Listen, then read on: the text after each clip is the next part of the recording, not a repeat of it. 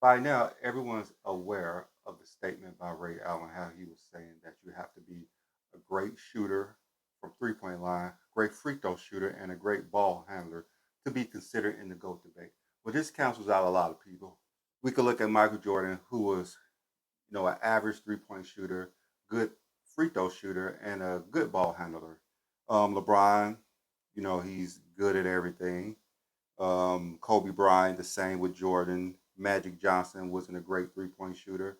Um, really good free throw shooter and ball handler.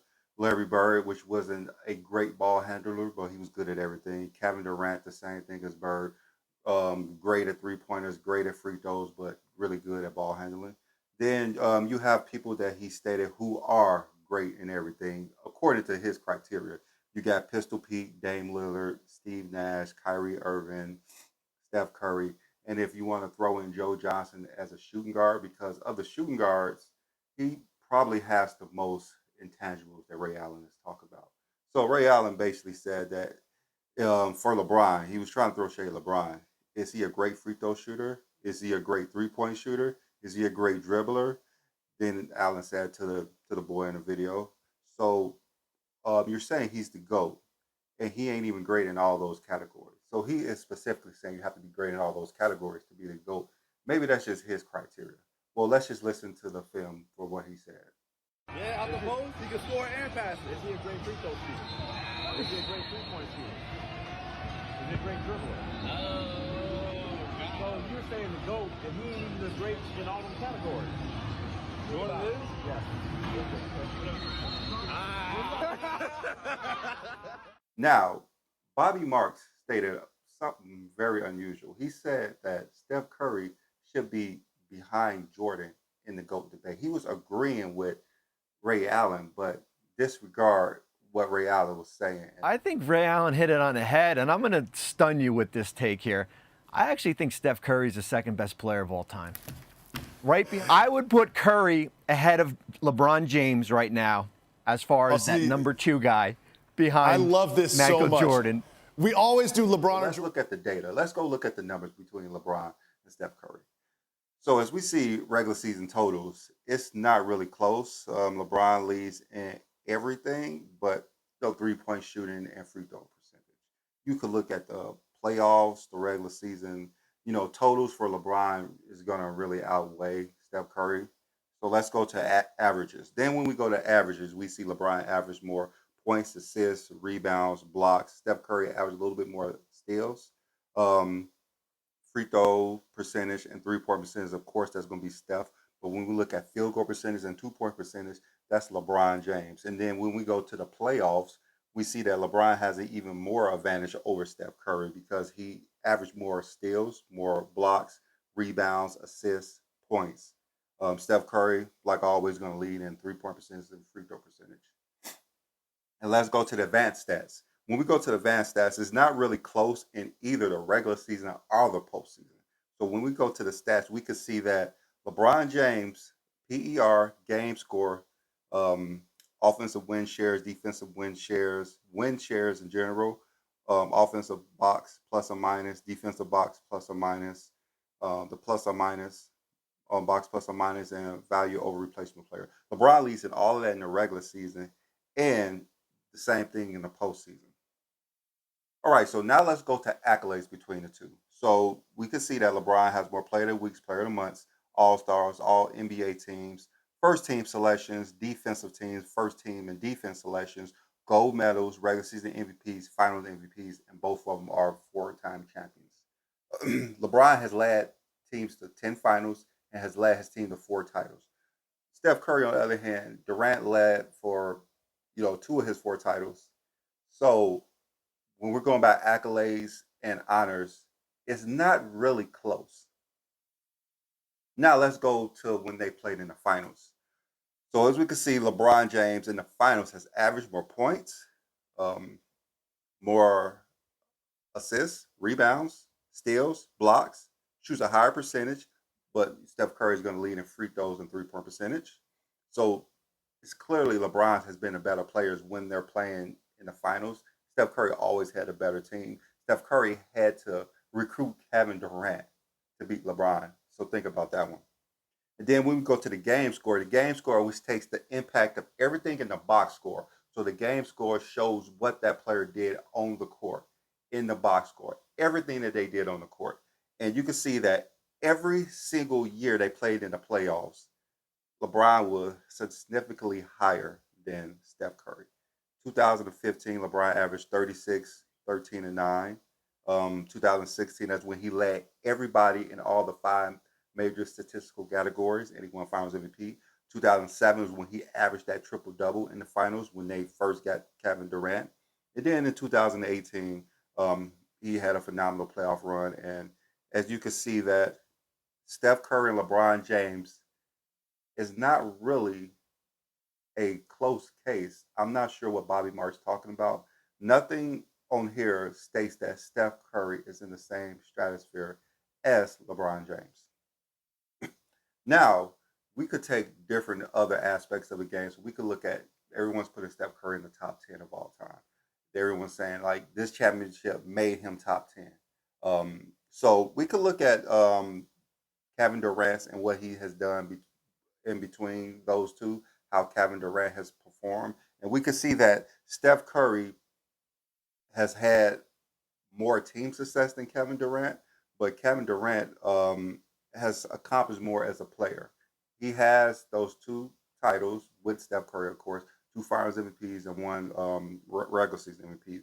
So those are things that Steph Curry has above Kevin Durant. There's still two more titles and one more regular season MVP, but Kevin Durant has two Finals MVPs. So that kind of cancels each other out. But those two extra titles that Steph Curry won on his own has vaulted him above Kevin Durant. Now, as we look at Kobe Bryant, we can see that it's similar, but everyone wants to talk about the eye test. So the eye test is one of the reasons why Bobby Marks picked Steph above LeBron James. And when we look at the eye test, it's kind of hard to choose between Kobe and Steph for most people. For me, it's clearly Kobe Bryant. Steph Curry does not possess the all-around game as Kobe Bryant got. Kobe Bryant could go out and get you a basket. Steph Curry, he can, but it's going to be more difficult. He's going to have to pull up really deep. Kobe could go anywhere on the floor, and he was one of the best defenders of all time. So as a two-way player, it's not even close. As a three-point shooter and free throw shooter, Steph Curry. But as we see the accolades for Kobe, he has more all defensive teams, all defensive first teams, more All Star game MVPs, more buzzer beaters. He got the second highest points per game in the season. He's number 4 on the career points in the regular season and also in the postseason. Kobe Bryant has the 5th highest postseason value over replacement. He's a 5-time champion and a 2-time scoring champ, 2-time Finals MVP. It's all these things that outweigh what Steph Curry has done. Kobe Bryant has played longer, but everything Kobe Bryant has done in his career outweighs Steph Curry. Then we go to Magic Johnson, who some people really say Steph Curry is a better point guard than Magic Johnson, and I'm not sure how that's close. He averaged more points, but more rebounds, assists, steals, blocks, triple double. He shoots a higher percentage from the field goal and the 2-point line. Of course, 3-pointers and free throws is what puts Steph Curry above other people as 3-point shooters. But Magic Johnson has a higher everything than him. PER, game score is higher for Magic. Value over replacement, average in the regular season and postseason is higher than Steph Curry.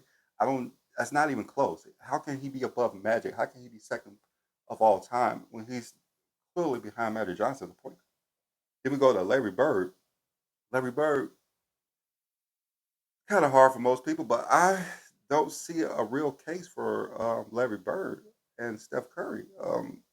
Larry Bird was so dominant in the 80s, and that was supposed to be the toughest basketball of all time. Jordan couldn't win the 80s, and Magic and Larry ran the 80s. And Larry Bird, for 6 straight years, finished number 1 or number 2 in MVP voting from 1980 to 1986, and he won 3 titles.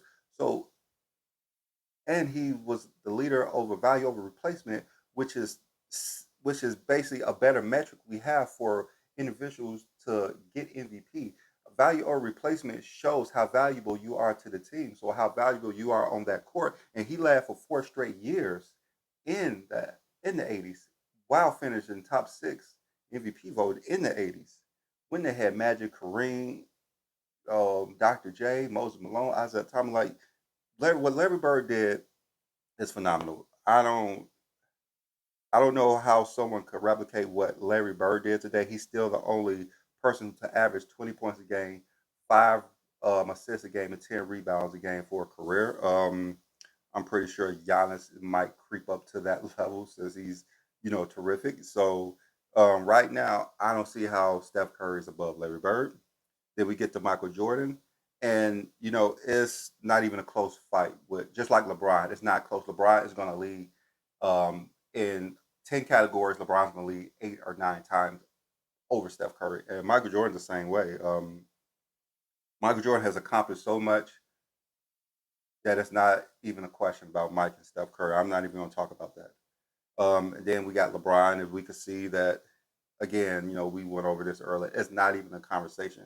Just going to skip past that. Then we got Kawhi Leonard. I'm not saying that I believe Steph is above Kawhi Leonard, but we have to acknowledge what Kawhi Leonard has done his whole career. One thing that most people do not know is how good of a three-point shooter Kawhi Leonard is. He's Larry Bird type good. In a regular season, he's 84, 38%, 38% three-point percentage in a regular season. And he's almost 40%. He's uh, 100th of a tenth of 40% in the postseason. He's an excellent three-point shooter. He's an excellent three-point shooter. Steph Curry is a better, assister. He scores more points, but Kawhi is more efficient, more rebounds, steals, blocks. Um, Field goal percentage is higher. Um, he's an excellent free throw shooter. He's 86 in the regular season free throw percentage to 84 in the postseason. Um, for his career, Steph Curry's game score is higher. Uh, Kawhi, beginning of the season, he had to take a back seat until Duncan and Manu and Parker, all of them, got much older. But the value of replacement is higher than Steph Curry. So his value on the court is higher than Steph Curry. But there you have it. Do I think Steph Curry's the second best player of all time? No, I don't think Steph Curry is in the top 10 yet. I don't think he's above Dr. J as a player yet. I don't. He's moved past Hakeem Olajuwon. Most people have taken Wilt and Shaq out of the top 10 for Steph Curry. I'm not moving him past Shaq and Wilt Chamberlain at the moment. He's gonna have to have a little bit more success in the postseason for me to move him above Shaq. And Wilt is so dominant that we have to respect our greats. Wilt and Russell, we have to respect our greats. So that's my spiel on Steph Curry being the second greatest player of all time, according to Bobby Marks.